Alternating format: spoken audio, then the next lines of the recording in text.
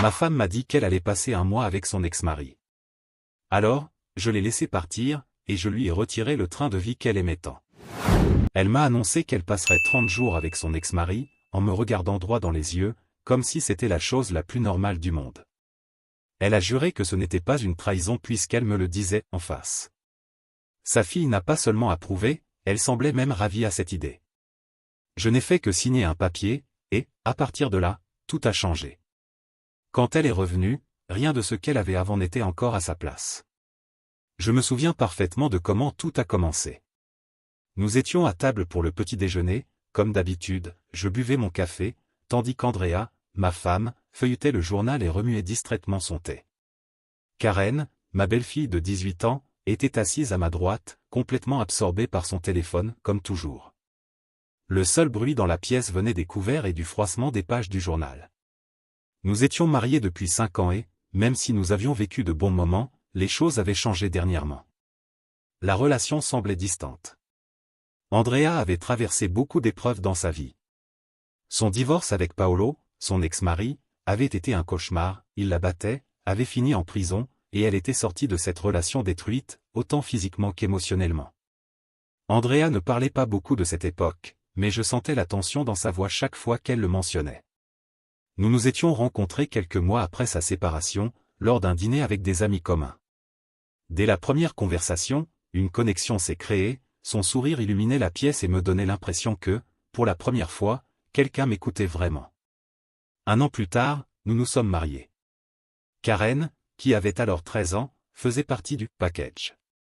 Je savais que ce ne serait pas facile d'être beau-père, mais j'ai fait de mon mieux pour gagner sa confiance. Bien qu'elle ait toujours été polie avec moi, je n'ai jamais réussi à briser la barrière entre nous. Je n'ai jamais essayé de remplacer son père, mais je voulais être quelqu'un sur qui elle puisse compter. Ces derniers mois, cependant, Andrea était devenue froide. Les conversations étaient rares, l'intimité quasiment inexistante et elle semblait toujours fatiguée. Mais le pire, c'était son téléphone, elle ne le lâchait jamais, pas une seconde, et chaque fois que j'entrais dans la pièce, elle le rangeait aussitôt. J'ai essayé de me convaincre que j'exagérais, mais les signes étaient impossibles à ignorer. Finalement, j'ai pris une décision, j'ai engagé un détective privé. Ça m'a coûté cher, mais j'avais besoin de savoir la vérité. Ce que j'ai découvert m'a détruit, Andrea revoyait Paolo, le même homme qui l'avait déjà brisé une fois. Ce matin-là, au petit déjeuner, j'ai senti que quelque chose allait se passer. Andrea a posé le journal sur la table, l'a plié soigneusement et m'a regardé avec une expression que je n'arrivais pas à déchiffrer. Ses mains restaient posées sur les coins du papier, comme pour s'y accrocher. Puis, elle a parlé. « J'ai quelque chose à te dire. » Son ton se voulait calme, mais trahissait sa nervosité. J'ai levé les yeux de mon café et je suis resté silencieux, attendant. « Je t'écoute, ai-je finalement dit. » Elle a hésité un instant, jouant avec le coin de la nappe, choisissant ses mots avec soin. Puis, elle a dit. « Je vais partir pendant 1 mois. » C'était comme si un seau d'eau glacée m'était tombé dessus. J'ai fait un effort pour rester calme. 1 mois ? Pourquoi ? Ai-je demandé.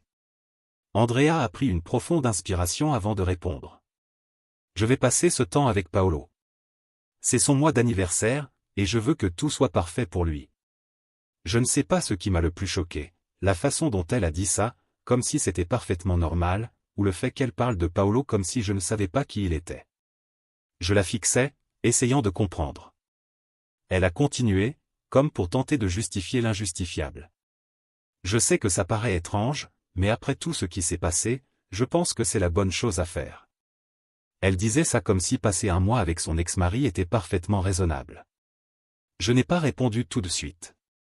Je me suis simplement adossé à ma chaise, laissant ses paroles s'installer. Puis, j'ai demandé, d'une voix calme mais chargée d'intensité. « Et qu'est-ce que tu comptes faire là-bas pendant 1 mois ? » Lui nettoyer la maison, lui cuisiner, et coucher avec lui. Il ne peut pas payer une prostituée pour ça et se sentir bien ? Pourquoi ma femme doit-elle se comporter ainsi ? Andrea a écarquillé les yeux, surprise. « Mais qu'est-ce que tu racontes ? » a-t-elle répliqué, entre l'incrédulité et l'agacement. « Je ne suis pas sa prostituée, ni sa bonne. Je serai là-bas comme épouse. » J'ai posé ma tasse de café sur la table, essayant de ne pas me laisser submerger par mes émotions, et j'ai répondu fermement. Mais tu ne le es pas. Tu vas faire ce que tu prévois avec lui sans penser que c'est une trahison envers notre mariage. Ou tu penses que ça ne compte pas comme être infidèle? Sans hésiter, Andrea m'a regardé droit dans les yeux et a répondu. Non, je ne te trompe pas, parce que je te le dis en face. Donc ça ne compte pas comme une trahison. J'ai dû me retenir de rire devant cette logique absurde. J'ai hoché la tête lentement et j'ai dit. D'accord. Alors explique-moi ce que tu attends de moi. Que je reste ici, seul, pendant 30 jours, pendant que ma femme joue à la petite maison avec un autre homme? Sa frustration était palpable et son ton exaspéré le montrait bien. J'ai certaines choses pour lesquelles j'ai besoin d'aide, et seul Paolo peut m'aider. Je savais exactement de quoi elle parlait, car je l'avais déjà vu. J'avais lu ses messages, vu les vidéos. Les images étaient gravées dans ma mémoire. Des choses que je n'oublierai jamais. Avec le plus grand calme possible, j'ai répondu. De l'aide? Tu veux dire t'attacher à un lit et te fouetter avec un martinet? C'est ça que tu veux dire par aide? Andrea fronça les sourcils, visiblement mal à l'aise, mais ne répondit pas. Je gardais une expression neutre, même si, à l'intérieur, je bouillonnais. Je la regardai droit dans les yeux et ajoutai. Alors, tu satisfais tes besoins, et les miens? Est-ce que je peux m'occuper des miens aussi? Andrea poussa un soupir agacé et leva les mains, comme si elle se rendait. Fais ce que tu veux. Mais, quand je reviendrai, tu redeviendras mon mari et tu seras fidèle, comme tu l'as toujours été. Je me penchai légèrement vers elle et, d'un ton glacial, je répondis. Et si, pendant ces 30 jours, mes désirs ne sont pas comblés? Et si je trouve quelqu'un qui m'apporte ce que tu ne m'apportes pas, et que je ne veuille plus revenir vers toi? Ça t'irait? Andrea serra les lèvres, irritée. Mais avant qu'elle puisse répondre, je me tournai vers Karen, sa fille, qui assistait à toute la scène en silence. Et toi, Karen? Demandai-je fermement. Tu penses que ta mère devrait risquer son mariage pour un mois avec son nouvel amant? Karen me regarda avec un sourire arrogant et répondit d'un ton défiant. Elle a ses besoins et ses envies. Tu n'es pas son propriétaire, elle n'est pas ton esclave, et elle est libre de chercher ce qu'elle veut, où elle veut. Les mots de Karen furent comme une gifle. Non seulement elle soutenait sa mère, mais elle semblait célébrer sa décision. Son ton montrait clairement qu'elle n'était pas de mon côté. Et le pire, elle savait tout, elle savait ce qu'Andrea prévoyait et, pour couronner le tout, elle allait aussi chez Paolo. Je sentis un nœud dans mon estomac, mais je restai maître de moi. Je levai les mains en signe d'abandon et dis. Puisque vous êtes toutes les deux si décidées, je ne serai pas un obstacle. Faites ce que vous voulez. Andrea afficha un sourire de triomphe qui fit plus mal que n'importe quelle parole. Mais je n'en avais pas fini. D'une voix posée, je poursuivis. Cependant, Andrea, je veux que tu signes un document déclarant que nous serons légalement séparés pendant ces 30 jours. Je ne serai responsable ni de toi, ni de ta fille, ni financièrement, ni d'aucune autre manière. Et, en plus, je serai libre de faire ce que je veux pendant cette période. Andrea plissa les yeux, méfiante. Comment ça fonctionnerait? Demanda-t-elle froidement. Je m'adossai à ma chaise, gardant mon calme. Je vais appeler mon avocat tout de suite pour rédiger les documents. Demain, nous irons au tribunal pour officialiser ça. C'est simple, ainsi, tu pourras être avec qui tu veux, et ce ne sera pas une trahison, puisque nous serons séparés. En voyant ma tranquillité, elle plissa encore plus les yeux et demanda, soupçonneuse. Pourquoi es-tu aussi d'accord avec ça? Je me levai lentement et la fixai fermement. Parce qu'Andrea, tes paroles ont montré que tu ne changerais pas d'avis. Alors, je ne vois pas pourquoi je m'y opposerais. Et, honnêtement, je peux aussi profiter de cette occasion pour m'occuper de mes propres envies. Karen, avec un sourire suffisant, intervint. Maman, c'est une bonne idée. Je ne savais pas qu'il pouvait te soutenir comme ça. Je la regardai calmement et lui rendis son sourire, chargé d'ironie. Sans rien ajouter, je quittai la pièce avec mon téléphone en main et appelai mon avocat, en lui expliquant exactement ce dont j'avais besoin. Il alla droit au but, il fallait un accord clair, prêt à être formalisé immédiatement. Le même après-midi, mon avocat était dans notre salon, face à Andrea, avec les documents prêts. Les feuilles étaient parfaitement alignées sur la table, mais elle ne prit même pas la peine de les lire. Elle attrapa simplement le stylo et signa, avec une assurance qui frisait l'arrogance. Je m'adossai et, avec un léger sourire, dis. Voilà. Demain, ce sera officiel. Plus tard, dans la soirée, j'annonçai à Andrea que je sortais boire un verre. Je ne pris pas la peine de donner des explications ni d'inventer une excuse, je sortis simplement. Quand je rentrai, il était déjà tard. Je n'étais pas ivre, mais je voulais éviter toute discussion. Le lendemain matin, nous étions au tribunal.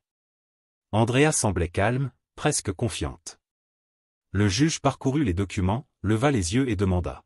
« Madame Welsen, avez-vous examiné ce document avec votre avocat ?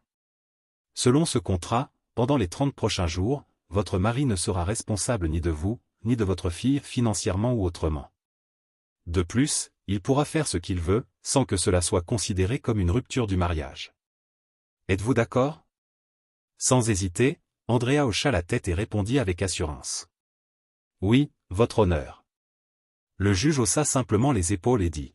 « Très bien. » Ce soir-là, Andrea était dans la chambre, en train de faire ses valises avec une énergie que je ne lui avais pas vue depuis des mois. Son visage rayonnait, comme si elle venait de gagner à la loterie. Je restai sur le pas de la porte, les bras croisés, l'observant. Elle me regarda, débordant presque d'enthousiasme, et dit. « Merci, Franck. Tu n'as pas idée à quel point je suis heureuse. Je te promets que je me rattraperai à mon retour. » Ces paroles étaient presque ridicules, mais je me forçai à rester impassible. Je lui répondis simplement avec un léger sourire. « Oh, ne t'inquiète pas pour ça. Je vais m'assurer d'être heureux, moi aussi. » Sur ce, je me tournai et sortis. Lorsqu'elle partit enfin, accompagnée de sa fille, je pris soin de graver ce moment dans ma mémoire. Dès qu'elles s'éloignèrent, je me dirigeai vers la cuisine, pris une bouteille de Jack Daniels, versai un verre et ajoutai quelques glaçons. J'en bus une gorgée, laissant la chaleur de l'alcool glisser dans ma gorge. À ce moment-là, je pris mon téléphone et composai un numéro. « Tout est prêt, dis-je d'une voix ferme. Il est temps que le spectacle commence. » Le lendemain matin, je me réveillai avec un plan clair. Il y avait beaucoup à faire et je décidai de commencer par quelque chose de symbolique, les voitures. D'abord, la voiture que j'avais achetée pour Karen, la fille d'Andrea. C'était une Honda qu'elle adorait, même si elle s'était plainte de la couleur lorsque je la lui avais offerte. Ce n'est pas ma préférée, avait-elle dit à l'époque. Mais elle l'utilisait tous les jours. Eh bien, maintenant, elle pourrait choisir la couleur qu'elle voulait pour sa prochaine voiture avec un peu de chance, une que papa Paolo lui achèterait. Ainsi, je pris la voiture et la vendis. Ensuite, ce fut le tour de la voiture d'Andrea. Elle aimait exhiber ce véhicule comme si c'était le plus grand geste de générosité de ma part, mais elle semblait oublier à quel point je m'étais donné du mal pour le lui offrir. Désormais, Paolo pourrait s'occuper de son transport. Après tout, pendant les 30 prochains jours, c'était lui l'homme de sa vie. Pas moi. L'étape suivante fut la maison. Elle s'était toujours plainte qu'elle était trop grande, disant qu'elle voulait quelque chose de plus petit, de plus chaleureux, comme la maison de Paolo. Eh bien, puisqu'elles étaient là-bas, elle pouvait y rester définitivement. Je ne voyais pas pourquoi cela redeviendrait mon problème. À la fin de la journée, j'avais déjà vidé les comptes communs. J'avais tout l'argent dont j'avais besoin. Enfin, je pouvais m'occuper de mes propres envies, sans rien ni personne pour me retenir. 3 jours passèrent. Le silence était presque paisible. Mais soudain, mon téléphone se mit à sonner. C'était Andrea. Sa voix tremblait, tentant de paraître calme, mais la panique était évidente. J'ai appelé à la maison, mais personne ne répond. « Où es-tu » demanda-t-elle. Je souris en buvant une gorgée de whisky, savourant l'ironie. « Je m'occupe de mes besoins, répondis-je calmement, avant de raccrocher sans lui laisser le temps de répondre. Ce soir-là, les appels continuèrent, d'abord Andrea, puis Karen. Elles appelaient sans cesse. Je savais exactement pourquoi elles avaient probablement déjà reçu les notifications de la banque, le compte commun était vide, et le fonds universitaire avait disparu. J'imaginais très bien le choc dans leur voix, mais je ne répondis pas. Je décidai de les laisser mariner un peu dans leur frustration. Encore 3 jours passèrent, ponctués d'appels incessants, jusqu'à ce que je décroche enfin. Dès que je répondis, Andrea se mit à hurler, insultes, accusations et supplications, tout en même temps. Tu es égoïste. Comment as-tu pu faire ça? Ce n'est pas à toi. Cria-t-elle. Je la laissai se vider, l'écoutant en silence, jusqu'à ce qu'elle n'ait plus de mots. Alors, je parlais d'un ton calme, presque détaché. Je pense que ce n'est pas un bon moment pour discuter. Au revoir. Et je raccrochai. Cela continua pendant 6 jours. Chaque appel était plus frénétique que le précédent. Mais, le 6e jour, quelque chose changea. Quand je décrochai, Andrea ne criait plus. Son ton était différent, plus posé, même si la tension perçait dans chaque mot. « Pourquoi as-tu pris tout l'argent » demanda-t-elle. Je m'adossai à ma chaise, savourant l'instant. Eh bien, vivre dans un hôtel 5 étoiles en Jamaïque coûte cher, Andrea. Comment crois-tu que j'ai payé? Le fonds universitaire de ta fille a été d'une grande aide, répondis-je, laissant chaque mot s'imprimer. Ce fonds était pour Karen. Hurla-t-elle, la voix brisée. Comment as-tu pu lui faire ça? Je haussai les épaules, même si elle ne pouvait pas me voir. Mon souhait, c'était que tu me sois fidèle. Comme ça n'a pas été le cas, j'ai opté pour mon deuxième meilleur souhait, des vacances de rêve en Jamaïque. Ah, et avec une jeune Russe blonde pour me tenir compagnie. J'entendis sa voix vaciller, suivie de nouveaux cris. Tu ne t'en tireras pas comme ça. Quand je reviendrai, tu me le paieras, je te le jure. Je ne pus m'empêcher de sourire. Ces menaces étaient prévisibles. Je répondis avec la même sérénité. Je pense que tu es énervé. Mais, pour l'instant, je n'ai pas la patience pour ce genre de drame. Avant qu'elle ne puisse ajouter un mot, j'appuyai sur le bouton et mis fin à l'appel. Plus d'Andrea pour aujourd'hui. Alors qu'on approchait de la fin du mois depuis qu'Andrea était partie avec Paolo, il était temps de lancer la prochaine phase de mon plan. Je montais dans un avion avec une destination bien précise, la Thaïlande. Ce n'était pas juste une escapade. C'était bien plus que ça. Il y a quelque temps, lorsque je travaillais encore comme analyste logiciel, on m'avait proposé de devenir associé dans une entreprise à Bangkok. J'avais refusé à l'époque, car je ne voyais pas l'utilité de changer de vie. Mais maintenant, sans rien qui me retienne vraiment à la maison, je me suis dit, pourquoi pas? J'acceptai l'offre et j'étais en route. Le long vol me laissa le temps de réfléchir à tout ce qui m'avait mené ici. Quand les roues touchèrent enfin le sol, je ressentis une étrange sensation de soulagement. J'avais pris ma décision et je l'avais suivie. En débarquant à Bangkok, j'allumai mon téléphone et appelai mon avocat. Elle revient aujourd'hui. Assurez-vous, s'il vous plaît, de lui remettre mon cadeau, dis-je calmement. Tout était en place. Ce soir-là, Andrea et Karen revinrent à ce qu'elles appelaient autrefois la maison. Je ne pouvais m'empêcher d'imaginer leurs expressions en voyant ce qui les attendait à la porte. Un homme était là, tenant une enveloppe. Andrea, le visage partagé entre la confusion et la crainte, ouvrit la porte et l'entendit demander. « Vous êtes bien Andrea ?» Elle hocha la tête, visiblement mal à l'aise. « Ces documents sont pour vous, dit-il, en lui tendant l'enveloppe. » Avant de partir, il prit une photo de la scène comme preuve de remise, puis s'éloigna sans un mot de plus. Je peux imaginer la scène, Andrea, debout, l'enveloppe à la main, le visage se décomposant alors que les larmes commençaient à couler. Karen, à ses côtés, semblait sous le choc. « Où est ma voiture ?» demanda Karen, la voix tremblante, en regardant l'entrée du garage désormais vide. Comme prévu, les appels commencèrent immédiatement. Je laissai le téléphone sonner pendant que je me détendais dans le confort de ma chambre d'hôtel. Après plusieurs tentatives, je décrochai enfin. Andrea ne me laissa pas le temps de parler. « Espèce d'ordure ! Tout ça par jalousie. Tu n'es qu'un égoïste. » Sa voix n'était qu'un flot ininterrompu d'insultes, d'accusations et de reproches. Je ne bronchai pas. Je la laissai parler jusqu'à ce qu'elle fasse enfin une pause. Alors, je demandai d'une voix ferme. « As-tu ouvert l'autre enveloppe ?» De l'autre côté, il y eut quelques secondes de silence. J'entendis le bruit du papier qu'on déchire. À l'intérieur, il y avait des photos d'elle et de Paolo en plein acte, avec des indications de date et de lieu. Certaines montraient Andrea attachée à un lit. « Tu savais tout ça ?» demanda-t-elle, la voix tremblante. « Depuis la première fois, répondis-je calmement. Je sentis, à travers le silence, qu'elle essayait d'assimiler l'information. La vérité s'enfonçait lentement dans son esprit. Je poursuivis. Puisque tu as choisi de t'allonger dans le lit que tu as toi-même préparé, Andrea, assure-toi d'être à l'aise. Elle tenta de m'interrompre, mais je continuai. À partir du moment où tu as choisi d'être infidèle, notre mariage était terminé. Et entre un mariage brisé et des vacances en Jamaïque avec quelqu'un de plus intéressant, j'ai choisi la seconde option. Je savais que ces insultes allaient revenir, mais ma patience avait des limites. J'espère que Paolo pourra s'occuper de toi. Ah, et au fait, le divorce sera prononcé pour adultère. J'ai laissé un peu d'argent sur le compte commun, j'espère que ce sera suffisant pour que tu puisses recommencer à zéro. Sa fureur était palpable, mais je m'en moquais désormais. Andrea perdit le contrôle. Tu n'as rien laissé pour Karen. Comment va-t-elle aller à l'université? Cria-t-elle. C'est ma fille? Répondis-je froidement. Que son père, Paolo, s'en occupe.